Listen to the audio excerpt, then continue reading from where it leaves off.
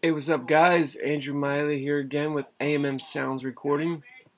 Just gonna make another quick video here. Just diving in a little deeper into the preferences.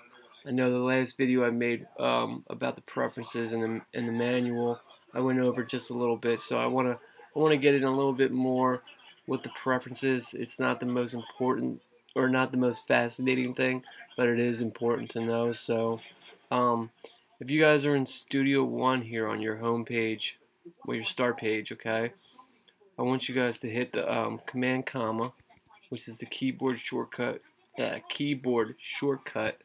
which I'm going to explain to you in just a minute. But right now, when you hit the keyboard Command comma keyboard shortcut, it's going to bring up this box right here, and the first tab here is General. Okay. Now when you come down here, it's going to ask you, when Studio One starts, what do you want? What do you want it to do? Okay. Now it defaults to do nothing. Now that's the way I keep it. And if I were to change this, I would probably change it to opening up to the last song that I was working on. Now your options are open to last song's last project, open to a default song project, which means you could choose a song that you wanted to open to always, or create a new song every time you open up Studio One, which would just be kind of absurd, I think. So I just keep that on do nothing. And this little guy right here where it says check for updates, I would recommend always keeping this checked. That way when Studio One comes out with updates for when Presonus comes out with updates for Studio One, that way you will be updated, or it would update automatically for you.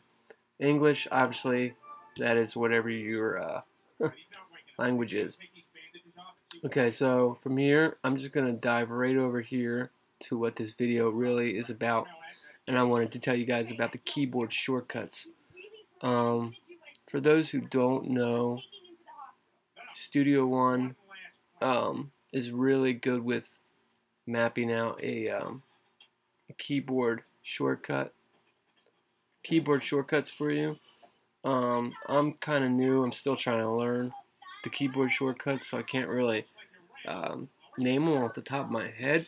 But the cool thing about Studio One is if you come over to here, this tab in the preferences, it goes General, Appearance, and then Keyboard Shortcuts.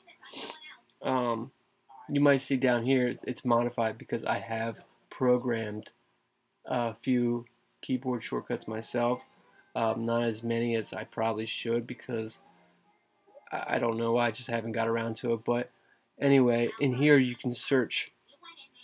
You can search for any keyboard shortcut that's already assigned that comes with Studio One, and you can see what the keyboard shortcut is. Or you can come over here and enter a key. Say you hit D. Say you wanted to assign maybe the record to D, and you hit D. It's going to say right here if it says key is already assigned to edit duplicate.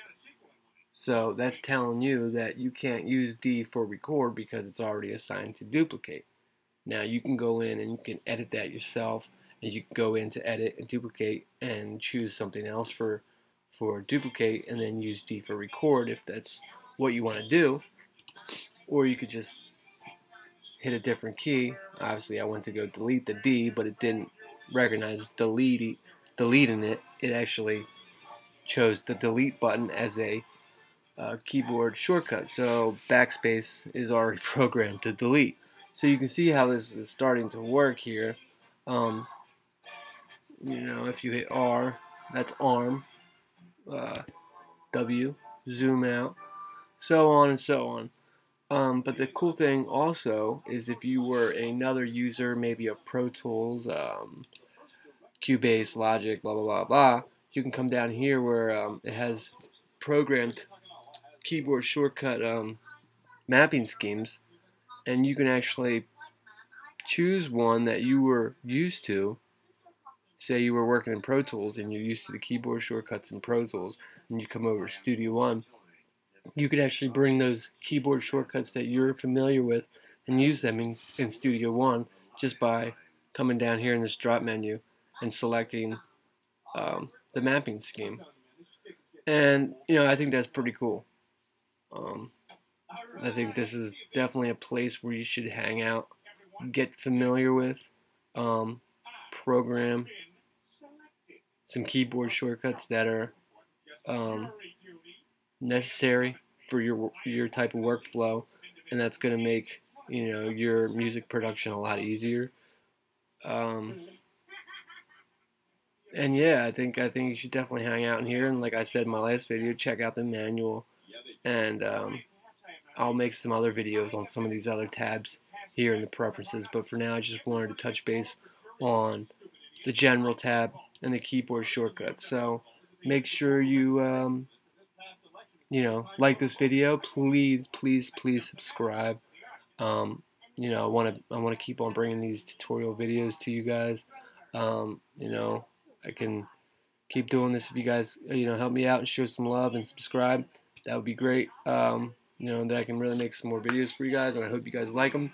Please share, please subscribe, and yeah, keep on making some good music. All right, you guys take it easy.